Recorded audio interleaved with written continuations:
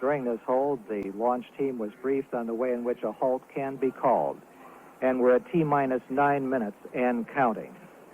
The launch events are now being controlled by the ground launch sequencer from now up to T-minus 25 seconds when they switch to the onboard redundant set launch sequencer. The ground launch sequencer is part of the launch processing system and operates by relaying commands to the computer's onboard computers, which they then report back to the launch processing system that the commands have been executed. The primary job of the computers is to check that all of the launch commit criteria, such as propellant loads, temperatures, pressures, and other measurements, are proper. To CCSE. The launch and recovery director has ordered the chase planes to take off. We're coming up on the 8-minute point in the countdown. PLD, OTC. Go ahead. I'd like to set the AC sensors to monitor, please. Okay. T-minus 8 minutes and counting. Everything proceeding smoothly towards a liftoff at 11 a.m. Eastern Standard Time. AC bus sensors are in monitor. The liquid oxygen fill and drain valve in the external tank has been closed and topping of the tank completed. The crew access arm will be retracted in just a few seconds. This is the walkway used by the crew to walk from the service structure on the pad to the orbiter. If there should be an emergency, it can be put back in place in 15 seconds. T-minus 7 minutes, 25 seconds, and counting.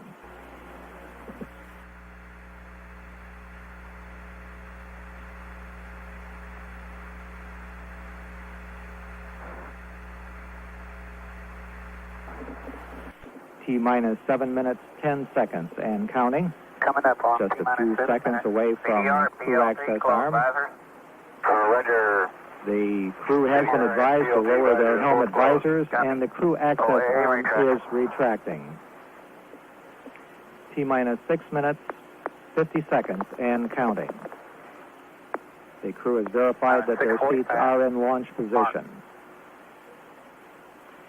At the 6-minute point, the crew will perform the auxiliary power unit pre-starts, which considers the position and number of Minus 6 minutes and 30 seconds. proper position. PLD, OTC. Mark. Go ahead. You can go ahead and perform APU pre-start. To start flowing Okay, from the Mark. tanks.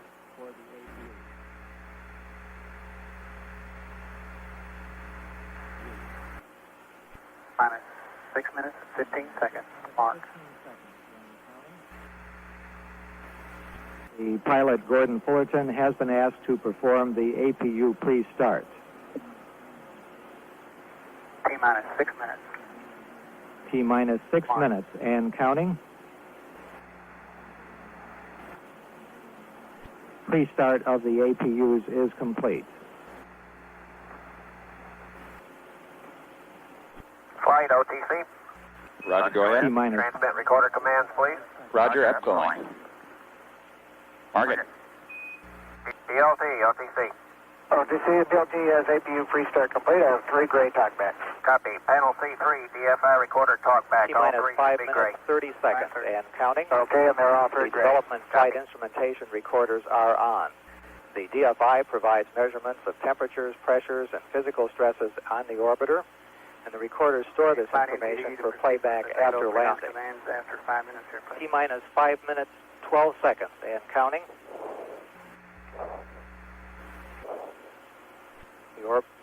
The orbiter flight recorders are on.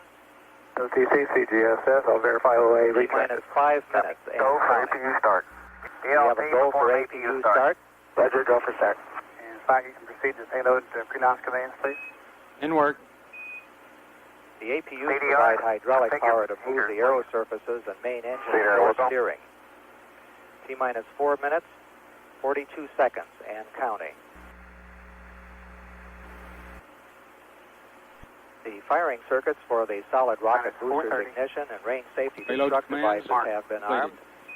This is done with a motor-driven switch called a safe and arm device. T-minus 4 minutes, 20 And seconds, CDR and reports counting. your configuration complete. The Copy. main fuel valve APU heaters start, have been turned off in all 3, they look preparation good. for engine Copy. start.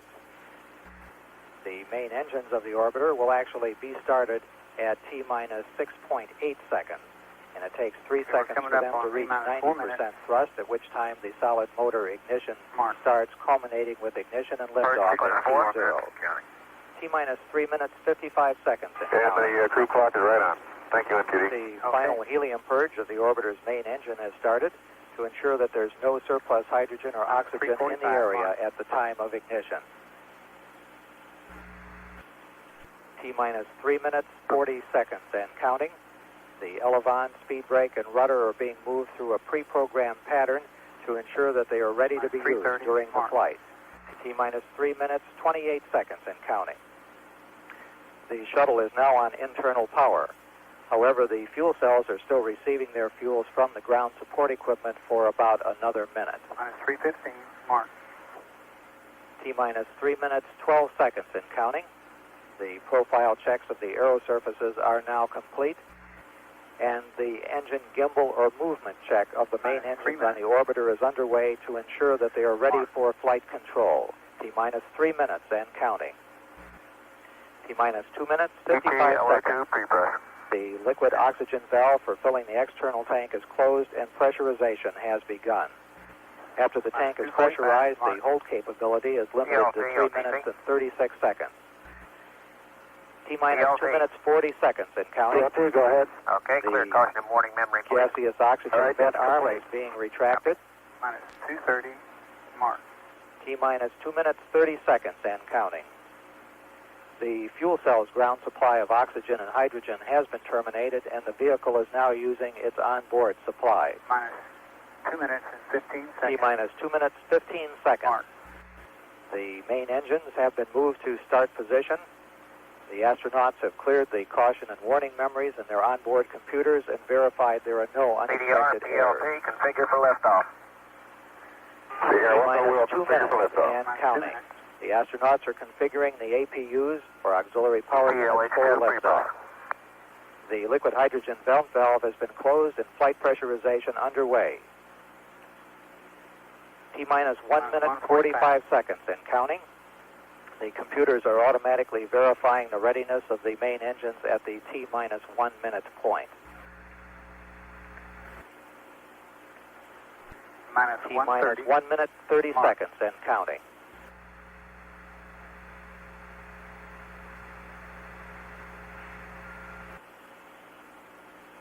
T-minus 1 minute, 20 seconds and counting.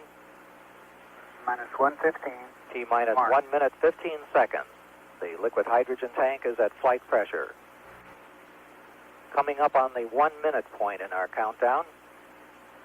1 minute prior to the liftoff of the third space shuttle mission. T-minus 1 minute and counting. The firing system for the sound suppression water system on the pad is armed. T-minus 50 seconds and counting. T-minus 45. We're 14 seconds away from switching command of the countdown from the ground computers to onboard computers. The development flight instrumentation recorders are on. T-minus 33 seconds and counting.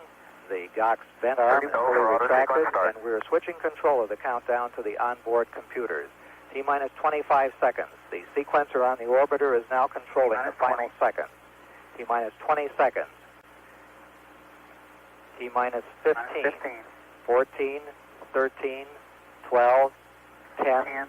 We are low for main engine ignition. 8, 7, 6. We have main engine ignition. 3, 2, 1, 0. Lift off. We do have a lift off. Power clear. Roll it over, Houston. Roger, Columbia rolling. Houston now controlling. Mission control confirms roll maneuver starting. Point to the blue sky. 20 seconds. Thrust looks good. Roger, sounds good. 26 seconds. Roll maneuver completed. 30 seconds. 1 nautical mile in altitude. Throttling engines down now to 68% as programmed. 38 seconds. Flopboard status looks good. Mission control. 42 seconds, Columbia now 3 nautical miles in altitude. 46 seconds, coming up now at period of maximum aerodynamic pressure on the vehicle. 55 seconds, pass through max Q, still looking good. Throttling engines back to 100%. Giving a go at throttle up. Columbia, Houston, you're go at throttle up. Roger, go throttle up. We're go here too. Mark 1 minute 10 seconds. Columbia now 7 nautical miles in altitude, 4 nautical miles downrange. Velocity now reading 2,700 feet per second. 460, the max airspeed, Houston. Roger, 460.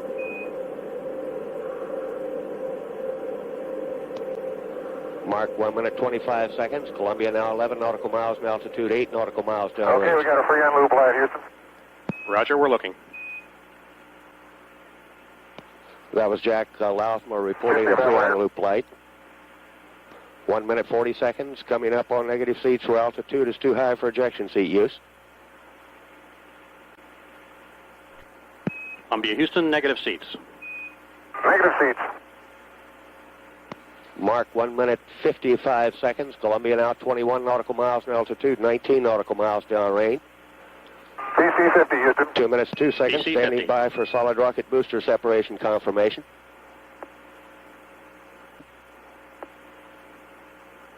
Okay, there's 103.